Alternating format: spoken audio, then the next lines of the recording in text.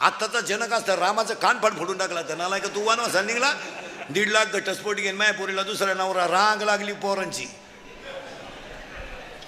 हल्ला असता राम एखाद्यानं आत्ताच्यानं आणि 2-3 लाख घेऊनही मोकळा करून घटस्फोट घेतला असता.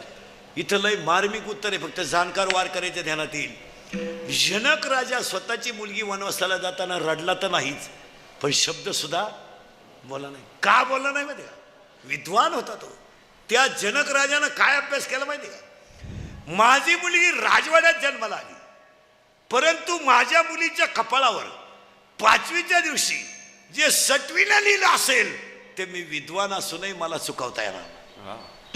संपत्ती आहे माझ्याकडं, पैसा आहे माझ्याकडं, पण प्रारब्धाचं लिहिलेलं मी चुकू शकत नाही. यदा कदाचित माझ्या मुलीला जर 14 वर्ष वनवास असेल आणि ती भोगून जर अमर होत असेल तर पोरगी वनवासाला गेल्याने काय फरक पडला? जनकाच्या डोळ्याची कण सुद्धा ओली झाली नाही.